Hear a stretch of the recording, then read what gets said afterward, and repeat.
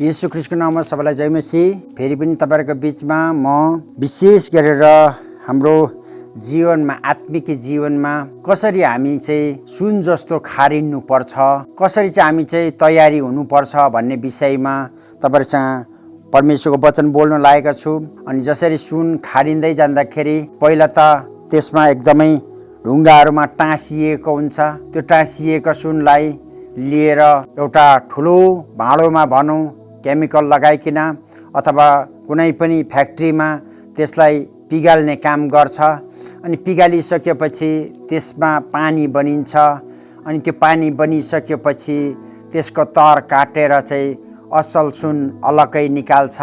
अनि जब पनि त्यो कसिङ्गारहरू त्यसमा सुनहरुमा हुन्छ, माटोहरू हुन्छ, ढुङ्गाहरू हुन्छ, पत्करहरू हुन्छ, हरेक कुराहरू हुन्छ। तर त्यसलाई खार्दै जाँदाखेरि त्यो अलग अलग पन्सिँदै जान्छ। अनि त्यो असल सुन अलग्गै भागमा पानीको तहर जस्तो निक्लिन्छ अलग्गै। जब त्यो निक्लिन्छ त्यसलाई चाहिँ फेरि पनि असल भाँडोमा अलग्गै सार्ने कुरा आउँछ। अनि सारिसकेपछि चाहिँ त्यसलाई चाहिँ फेरि सुनमा खारिएको सुन अलग्गै बनाइने कुरा हुन्छ। जस्तै 24 क्रेट सुन, 22 क्रेट सुन अलग अलग प्रकारको त्यसबाट निकाल्ने प्रक्रियाहरू निक्लिन्छ। त्यसरी नै यहाँ परमेश्वरको वचनले भन्छ कि हाम्रो जीवनमा पनि आज त्यो सुन खारे जस्तै परिस्थितिले हामी खारिनु पर्ने हुन्छ। धेरै परिस्थितिहरू आउँछ, धेरै दुःखहरू आउँछ, धेरै पीरहरू हुन्छ। तर त्यो बीचमा पनि परमेश्वरको योजना इच्छा चाहिँ हाम्रो जीवनमा हुन्छ। अनि हितोपदेशक भन्ने पुस्तक 17:3 यसरी भन्छ, चाँदी पिगाल्ने भाँडो र सुन खार्ने आरण हुन्छ, तर हृदय जाँच्ने चाहिँ परमप्रभु नै हुनुहुन्छ। अनि यस कारणले गर्दा त्यो भाँडोहरू जत्रो जत्रो फ्याक्ट्री जस्तो जस्तो भए पनि तर हाम्रो हृदय चाहिँ जाँच्ने परमप्रभु हुनुहुन्छ। हाम्रो हृदयमा हामीले के सोच्दैछौँ, के गर्दैछौँ, कसरी हामी जिउँदैछौँ, परमप्रभुको राज्यका निम्ति हाम्रो जीवनहरू कसरी समर्पण गरेका छौँ, यो सबै कुरा जाँच्ने, हाम्रो हृदयमा के सोचेका छौँ, हाम्रो विचारहरू के छ, त्यो सबै कुरा चाहिँ परमप्रभु परमेश्वरले चाहिँ हाम्रो हृदयको कुरा चाहिँ जाँच्न सक्नुहुन्छ, तौलन सक्नुहुन्छ। अनि परमेश्वरको वचनले यसरी भन्छ, यशाया 48 त्यहाँनिर 10 हेऱ्यो भने त्यहाँ एउटा कुरा हामी पाउँछौँ। त्यहाँ यसरी भनेको छ, हेर मैले तँलाई खारेको छु र चाँदीलाई जस्तो त होइन, मैले तँलाई कष्टको भट्टीमा जाँचेको छु। मेरो आफ्नै खातिर म त्यो गर्नेछु। म कसरी आफै बदनाम हुन दिन सक्छु, मेरो महिमा म अरू कसैलाई दिने छैन। परमेश्वरको वचनले भन्छ हाम्रो जीवनबाट महिमा चाहिँ परमेश्वरलाई दिनुपर्ने कुरा। अनि कहिलेकाहीँ चाहिँ हामी परमेश्वरको वचन आधारितदेखि हामी बाहिर हुन्छौँ। त्यसो गर्दा चाहिँ परमेश्वरलाई दिनुपर्ने महिमा, परमेश्वरलाई दिनुपर्ने आराधना, परमेश्वरलाई दिनुपर्ने परमेश्वरको आज्ञाकारी वचन आधारित जिउनु पर्ने कुरा भित्रदेखि चाहिँ हामी बाहिर पठाउँछौँ। त्यसो हुँदा चाहिँ हाम्रो जीवनमा कहिलेकाहीँ हामीमा ठोकरहरू आउने कुराहरू आउँछ। हेर मैले तँलाई खारेको छु, खार्नु भन्ने कुरा चाहिँ सजिलो छैन। आगोमा इलेक्ट्रीमा लाउँदाखेरि यति साह्रो बेसी पोल्छ। हाम्रो जीवनमा पनि कतिवटा कुरा नमिल्दै गरेको कुरा, आत्मिक कुरा नमिल्दै गरेको कुरा, शरीरमै हामीले चाल पाउनु पर्ने कुराहरू आउँछ। अनि हामी खारिँदै जान्छौँ। धेरै खारिँदै जाँदाखेरि हामीलाई परिस्थितिले हामीलाई छोप्दै जान्छ। हामी त्यो कुराबाट म्याच्योर हुँदै अनुभवमा बग्दै हामी त्यो आत्मिक लेभलमा जान सक्छौँ। अनि जसरी चाँदीलाई जस्तो त होइन, परमेश्वरको वचनले भन्छ मैले तँलाई भट्टीमा जाँचेको छु। परमप्रभु परमेश्वरले त्यो आगोको जस्तो अग्नि परीक्षाको भट्टीमा पनि उहाँले लाउनु सक्नुहुन्छ। तर त्यो सबै कुरा सहन सक्ने जति छ त्यहाँदेखि बाहिर उहाँले त्यो काम गर्नुहुन्न। अनि हामीलाई आत्मिक लेभलमा तयारी बनाउनुको लागि, शुद्ध बनाउनुको लागि, पवित्र बनाउनुको लागि चाहिँ हामीलाई त्यो काम गर्छ। यसै कारणले गर्दाखेरि यहाँ गहिरो रहस्यपूर्ण कुरा छ।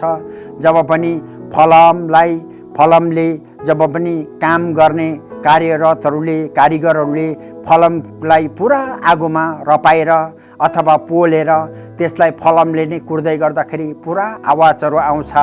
कारण किनभनेदेखिलाई यति साह्रो बेसी आवाज आउँछ। तर सुनलाई वा चाँदीलाई फेरि त्यो घडले नै, त्यही मार्तोलले नै फेरि कुर्दै गर्दाखेरि आवाज साह्रै कम्ती आउँछ, चाल पाइँदैन। अनि त्यहाँदेखि त्यति नै बेला चाहिँ त्यो जब पनि फलमले सोध्छ कि आज साथी मलाई त साह्रै बेसी कुट्यो, अनि मलाई त साह्रै बेसी आगोमा खार्यो, अनि मलाई त साह्रै बेसी पोल्यो र केही कुरा मलाई बनाउन लाग्दैछ, हतियार बनाउन लाग्दैछ। केही कुराभित्र म निर्माण त बनिँदैछु, तर साह्रै बेसी ममाथि त हल्ला अनि ममाथि त धेरै समस्या आइरहेको छ। फलमले फलमलाई भन्छ अनि सुनलाई भन्दै गर्दा चाहिँ सुनले भन्छ, यसरी भन्छ कि सुनले होइन नि साथी, म त तिमीभन्दा नरम छु नि। तिमीभन्दा नरम भएको कारणले गर्दा मलाई त्यो हतौडाले कुट्दै गर्दाखेरि पनि मेरो आवाज निक्लिँदैन, कारण म त नरम छु र पातला छु। तिमी त बाक्लो छौ र दर छौ, त्यसै कारणले गर्दा अनि तिम्रै जातिले तिमीलाई चाहिँ कुटेको कारणले गर्दाखेरि पनि तिमीलाई साह्रै आवाज आएको हो। तर मेरो त जाति होइन, अन्तै जाति हो। त्यो फलम जातिले कुट्यो अनि म चाहिँ सुन भइदिएँ। यसै कारणले गर्दा प्रिय हो, तपाईँ पनि यसै कारणले इसाई जातिहरूलाई पनि यस्तै समस्या इसाईले भनाइ आउँदै गर्दा, इसाईले नै टोक्दै गर्दा, इसाईले नै ठोक्दै गर्दा, इसाईले नै भनाइ निन्दा आउँदै गर्दा, इसाईले नै दुःख दिँदै गर्दा, परिस्थिति भन्दै गर्दाखेरि, ब्याकबाइटिङ गर्दै गर्दाखेरि, तपाईँको आलोचना गर्दै गर्दा चाहिँ तपाईँलाई साह्रै दुख्छ। जब जुन चाहिँ अरूले गरेको थियो भने तपाईँले बुझ्नुहुन्थ्यो मेरो जाति होइन, क्रिस्टको रगतले किनेको जाति होइन, केही छैन, उसले त बिचारा बुझ्दैन, मलाई उसले त यसरी नै गर्छ नै हो नै भनेर आजभन्दा पहिला परमेश्वरको जनहरूलाई पनि यसो गरेकै नै थियो, येशू ख्रीष्टलाई पनि टर्चर गरेकै नै थियो भनेदेखिलाई अब मलाई पनि गर्दा के पो बिग्रिन्छ र भन्ने सोच आउँथ्यो। तर आफ्नै इसाई दाजुभाइहरूले, इसाई दिदीबहिनीहरूले, इसाई फ्यामिलीहरूले यो काम गर्दै गर्दा चाहिँ भित्रबाट ठुलो चोट पुग्ने कुरा आउँछ। अनि यसै कारणले प्रभुको वचनले पनि तपाईँ र मलाई यो कुरा भन्दा भट्टीमा जाँचेको छु। आज त्यो भट्टी चाहिँ यस्तो भट्टी हो, हाम्रो इसाई दाजुभाइको मुखबाट निस्किने त्यो शब्दको भट्टीहरू हो। यसले चाहिँ धेरै खार्छ, धेरै पोल्छ, धेरै दुख्छ, तर प्रभुमा हामीलाई नयाँ प्रकारले बनाउनुको लागि पनि उहाँले यो कुरा तयारी गरेको हो भनेर सकारात्मक सोचेर त्यो कुरालाई उहाँलाई क्षमा दिनुपर्ने, त्यो कुरालाई उहाँलाई उहाँको अगाडि नसार्नुपर्ने कुरा, अनि कसैले वास्ता नगरे चाहिँ व्यस्त गरे चाहिँ नै उहाँले सुनेर पनि तपाईँले पचाइदिनु पर्ने कुरा परमेश्वरको वचनले बताइरहेको हामी पाउँछौँ।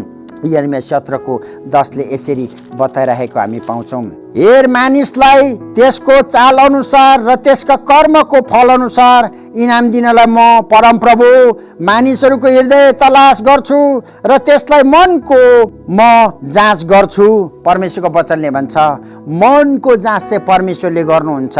कस्तो छ भन्ने कुरा, बाहिर के बोल्दैछ, भित्र दिमागमा के सोच्दैछ, उसको सोचमा के सोच्दैछ, विचार मनमा के सोच्दैछ, यो कुरा चाहिँ परमेश्वरलाई थाहा छ। अनि हरेक मानिसलाई त्यसको चाल अनुसार र त्यसका कर्मको फल अनुसार इनाम दिनलाई म परमप्रभु मानिसको हृदयलाई तलास गर्छु, त्यसको मनको म जाँच गर्छु। परमेश्वरले चाहिँ यसैले भन्छ मनको पनि जाँच गर्नुहुन्छ। तपाईँ कुन चाहिँ जग्गामा हुनुहुन्छ र अहिले कहाँ हुनुहुन्छ र मैले के गर्दैछु र म कुन चाहिँ जग्गामा छु र म को हो, त्यो कुरा आफूले चिन्ने कोसिस गरौँ। हामी इसाई दाजुभाइ हो, तपाईँलाई समस्या आयो भन्दैमा, मान्छेले कसैले नराम्रो भन्यो भन्दैमा, निराश बनायो भन्दैमा, तपाईँलाई कुनै कुरामा वास्ता गरेन व्यवस्था गर्यो भन्दैमा तपाईँ पतित नहुनुहोस्। तपाईँ प्रभुलाई पक्रिनुहोस्, प्रभुसँग अगाडि बढ्नुहोस्। तपाईँलाई सबै कुरा जाँचिरहेको छ। प्रभुले तपाईँलाई कदर गरिरहनुहुन्छ। प्रभुले कहिले पनि छोड्नुहुन्न, प्रभुले कहिले पनि त्याग्नुहुन्न। मानिसहरूले जस्तो आज परमेश्वरले तपाईँलाई बिर्सिनुहुन्न। यसै कारणले गर्दा मानिसहरूले चाहिँ परमेश्वरलाई देखेको छैन र मानिसहरूले चाहिँ मानिसलाई मात्रै देखेको कारणले गर्दा कहिलेकाहीँ हामी भर्ममा पर्छौँ, आफ्नैहरू कहाँ हामी सोच्छौँ, तर त्यति बेला हामी एक्लो बनिन्छौँ। तर प्रभुले भन्छ म तँलाई सहायता गर्नेछु, म तँलाई रक्षा गर्नेछु भनेर परमेश्वरको वचनले भन्छ। अनि यसै कारणले गर्दा भजन 26:2 यसरी बताइराखेको हामी पाउँछौँ। मलाई जाँच्नुहोस् हे परमप्रभु र मेरो पारा गर्नुहोस्, मेरो मन र हृदय जाँच्नुहोस्। यहाँनिर चाहिँ एउटा कुरा दाउदको भजनले भन्छ कि मलाई जाँच्नुहोस् हे परमप्रभु, मेरो पारा गर्नुहोस् र मेरो मन र हृदय जाँच्नुहोस्। आज तपाईँ अनि म पनि यो लेभलमा पुग्नुपर्छ।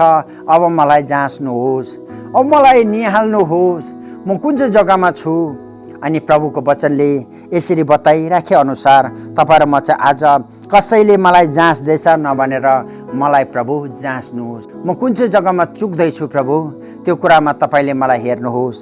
अब मलाई सम्हाल्नुहोस्, बाटोमा डोर्याउनुहोस्। जब हामी यो कुराभित्र पस्छौँ, परमेश्वरले चाहिँ साह्रै मन पराउनुहुन्छ। उहाँको अवस्था, उहाँले चाहिँ जहिले पनि हरेक मानिसलाई चाहिँ त्यो लेभलमा ल्याउनु चाहनुहुन्छ, त्यो इच्छामा ल्याउनु चाहनुहुन्छ।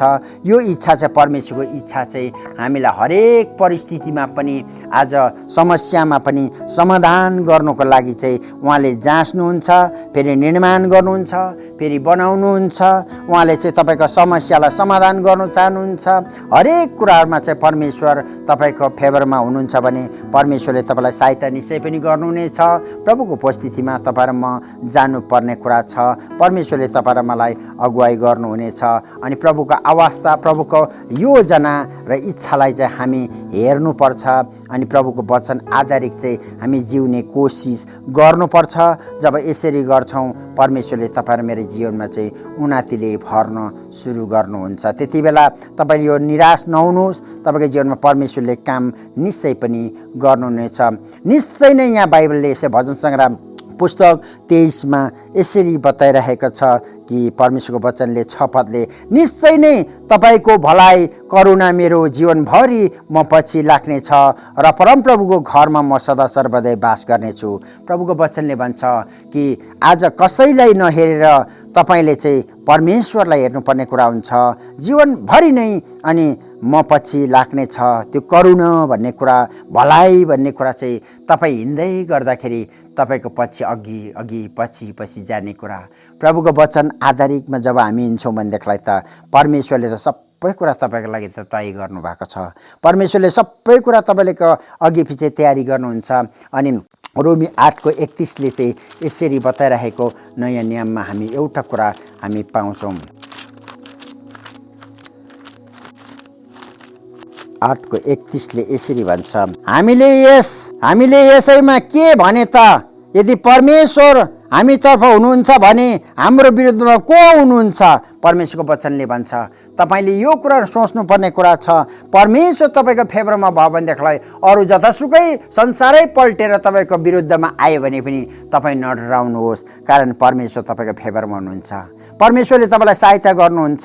परमेश्वर तपाईँतर्फ हुनुहुन्छ भनेदेखिलाई चाहिँ सबै कुरा नै तपाईँदेखि टाढो हुँदै गर्दा पनि परमेश्वरले तपाईँलाई निश्चय पनि सहायता गर्नुहुनेछ। अनि प्रभुले तपाईँलाई कदर गर्नुहुनेछ। अनि प्रभुको आवाजलाई तपाईँले सुन्नुहुनेछ। एफिसी 6:24मा बाइबलले यसरी भन्छ, हाम्रा प्रभु येशू ख्रीष्टलाई अमर प्रेम गर्ने सबैसँग अनुग्रह रहोस्। परमेश्वरको वचनले भन्छ हरेक व्यक्तिमाथि यो अनुग्रह भन्ने कुरा, ग्रेस भन्ने कुरा तपाईँको लागि रहनेछ। अनि यसै कारणले गर्दा तपाईँको जीवनमा यो अनुग्रह जब रहन्छ, तपाईँको फेभरमा प्रभु येशू ख्रीष्ट तपाईँ जब हुन्छ, परमेश्वर जब हुन्छ, कसैले उलटपलट गर्दै गर्दा तपाईँको सबै संसारै पल्टिँदै गर्दा पनि तपाईँ एक्लो छु भनेर महसुस गर्नु पर्दैन। परमेश्वरले तपाईँको लागि चाहिँ हर कुरामा सपोर्ट गर्नुहुनेछ र अनुग्रह र कृपाले भर्नुहुनेछ र तपाईँको साथमा प्रभु हुनुहुन्छ। र तपाईँ समस्यामा पर्दै गर्दा पनि त्यो आरनमा खारिएको त्यो एकदमै डरलाग्दो किन नहोस् र त्यो भाँडामा खाडिँदै गर्दाखेरि पनि किन नहोस्, परिस्थितिको भाँडामा खाडिँदै गर्दा पनि किन नहोस्, संसारको कुरामा तपाईँ जोकिँदै गर्दा पनि किन नहोस्, तर परमप्रभु तपाईँको फेभरमा छ भने परमप्रभुले तपाईँलाई सहायता निश्चय पनि गर्नुहुनेछ। तपाईँलाई एक्लो छोड्नुहुने छैन। जस्तै परिस्थितिका आगोमा पर्दै गर्दा पनि, अग्निको आगोमा पर्दै गर्दा पनि, अनि तपाईँको जीवनमा जस्तो खालको किन नहोस्, त्यो आगो कस्तो कस्तो खालको आगो, शारीरिक आगो नहोला, तर भिन्न भिन्न प्रकारको हरेक जग्गाबाट पोल्ने खालको मन, पोल्ने खालको हृदय, पोल्ने खालको कुराहरूले तपाईँलाई छोप्दै गर्दा पनि, पिघल्दै गर्दा पनि, तपाईँ निचोरिँदै गर्दा पनि, तपाईँ सानो हुँदै गर्दा पनि, आफूलाई एकदमै नलायक जस्तो लाग्दै गर्दा पनि प्रभु चाहिँ तपाईँको साथमा हुनुहुन्छ। प्रभुले तपाईँको हृदयलाई हेर्नुहुन्छ अनि प्रभुले तपाईँलाई आशिष दिनुहुन्छ, तपाईँलाई उचाल्नुहुन्छ र सम्हाल्नुहुन्छ। प्रभुले तपाईँलाई त्यसै छोड्नुहुन्न। अनि परमेश्वरको योजना चाहिँ तपाईँको जीवनबाट चाहिँ उहाँको काम होस् अनि उहाँको इच्छा चाहिँ तपाईँलाई चाहिँ राम्रो होस् भन्ने इच्छामा परमेश्वरले चाहिँ राख्नु भएको छ। हुन्छ, आजको वचन यहीँ राख्छु। सबैलाई जय मसीह।